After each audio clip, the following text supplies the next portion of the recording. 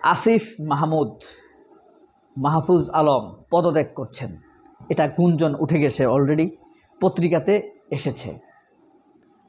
এটা কোনো মুখের কথা না, এটা কিন্তু একদম জাতীয় পর্যায়ে ইন্টেলেকচুয়াল লেভেলে আলোচিত। এই যে দেখেন,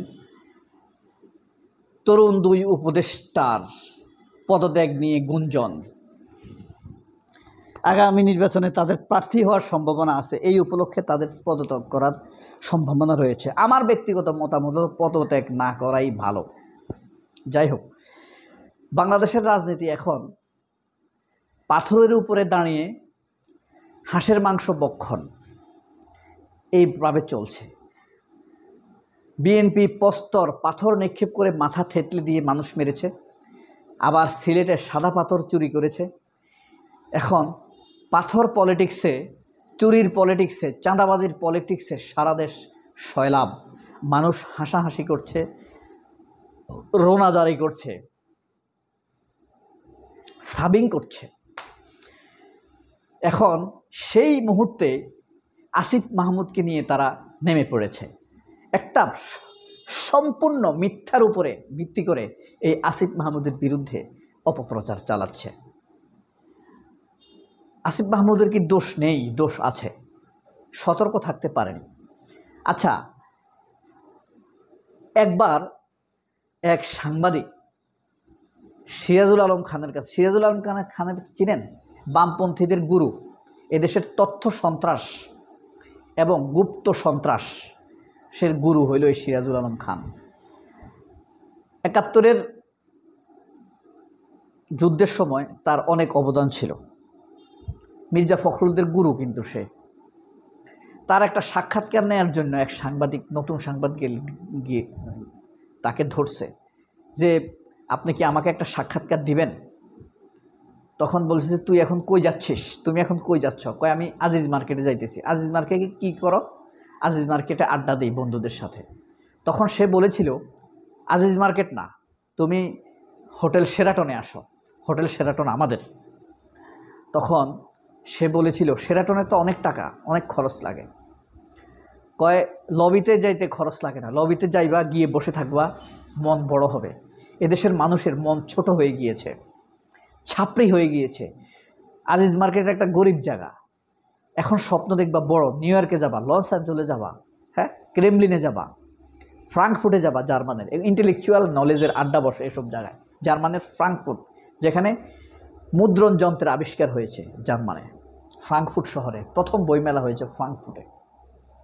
বলছে এসব জায়গায় যাবি বেটা, ওই আজিজ মার্কেটের ছাপড়ি চিপার মধ্যে বিড়ির গন্ধ আর পেশাবের গন্ধ, এসব গন্ধর মধ্যে আড্ডা দিবি, তোর মন ছোট হয়ে থাকবে। এই বাংলাদেশের মানুষগুলোর মন, এই বিএনপির মানুষের মন, আওয়ামী লীগের নিজের ব্যবহার সব বলবে, মানুষের ক্ষেত্রে তারা এইভাবে ভাবে, মনকে ছোট করে রাখতে চায় এই দেশের মানুষকে। আশ্চর্য ব্যাপার, চোরের আত্মীয় পার্থর বাপ কিন্তু চিনি চোর, আর পার্থর আত্মীয় স্বজন তো সব আওয়ামী লীগ, শেখ হাসিনা। এই চোরের বাচ্চা, চোরের রক্ত বলতেছে আসিফ মাহমুদ কেন নীলা মার্কেটে হাঁস খেতে যায়, কেন ওয়েস্টিনে যায়, কেন রেডিসনে যায়? বেটা একটা উপদেষ্টা, সে কি রেডিসনে যাবে না? যেতে পারে না?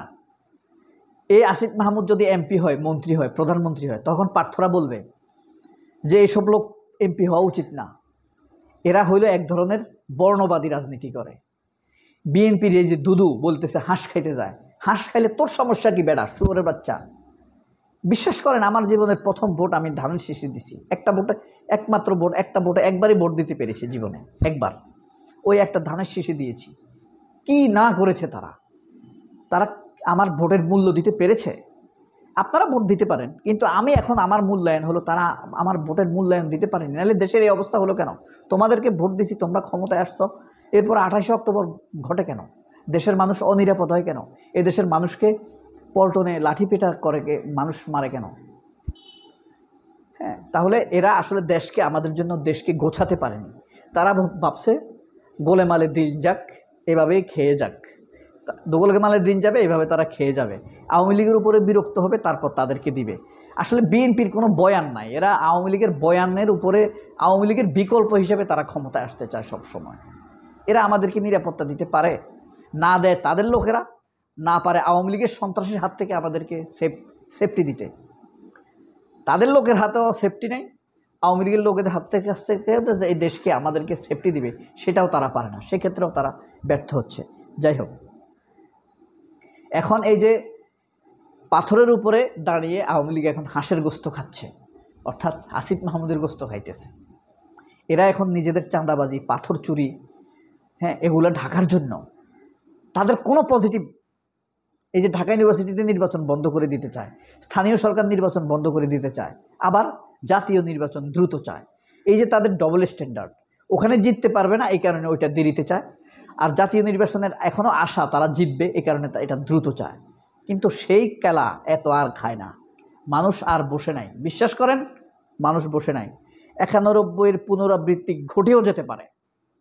আমি বললাম, এটা পিনাকি ভট্টাচার্য বলেছে যে ইতিহাসের পুনরাবৃত্তি ঘটে না, তবে ভিন্নভাবে একই ঘটনা ঘটে।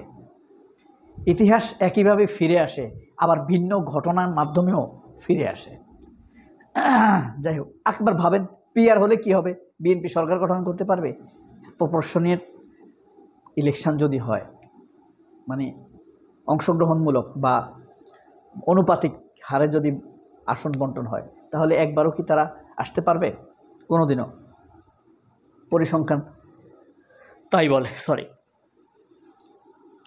তাহলে এই যে টক শোতে আসিফ মাহমুদের যে হাঁসের মাংস নিয়ে কথা বলছে, আমাদের যমুনা টিভি বলেন, এখন টিভি বলেন, আপনার সময় টিভির কথা বাদে দিলাম, ডিবিসি 71 কথা রেখেই দিলাম, প্রথম আলোর কথা তো ভারতের বয়ান অনুযায়ী করবে বলেই দিলাম, সবাই একটা নিজেরাই ইনভেস্টিগেশন করছে না আসিফ মাহমুদ ঘুষ খেয়েছে কিনা, চাঁদাবাজি করেছে কিনা, কিন্তু মিথ্যা একটা খবরকে বয়ান করে করে তারা বেলে। ঠিক একইভাবে ঘটনা ঘটছে, ঢাকা ইউনিভার্সিটির শিবির নাকি গুপ্ত রাজনীতি করেছে।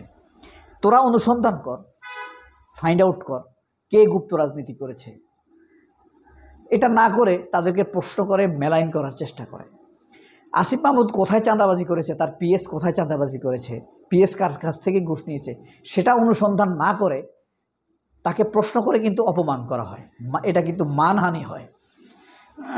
এইভাবে আওয়ামীপনাকে হাইট দিয়ে যাচ্ছে এরা, আওয়ামীপনার কথা প্রচার করে যাচ্ছে, আওয়ামী লীগের বয়ানকে এস্টাবলিশ করার চেষ্টা করছে।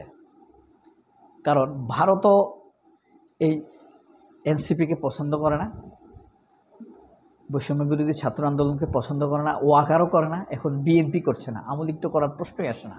তাহলে এগুলো সব এক সূত্রে গাঁথা হয়ে গিয়েছে। এখন বৈষম্য বিরোধী আন্দোলনের এইসব স্টুপিডেরা ওই জামাতের সাথেও বেজাল করে, জামায়াতই তাদেরকে একটু সমর্থন করে আন্তরিকভাবে, কিন্তু এরা ওখানেও বেজাল করতে যায়, তাইলে টিকবে না। এক জায়গায় আপনার মিত্র থাকতে হবে, রাজনৈতিক মিত্র বলে এটাকে, কৌশল শিখতে হবে। আমিও তো বৈষম্য বিরোধী ছাত্র আন্দোলনের লোকদেরকে পছন্দ করি, ভালোবাসি মানে আপনাদেরকে দেখাইতে পারি আমি আমার পেটে গুলির দাগ আছে, কিন্তু এটা দেখানো ভালো না। সবাই অনেক ভালো থাকবেন। আল্লাহ হাফেজ, আসসালামু আলাইকুম।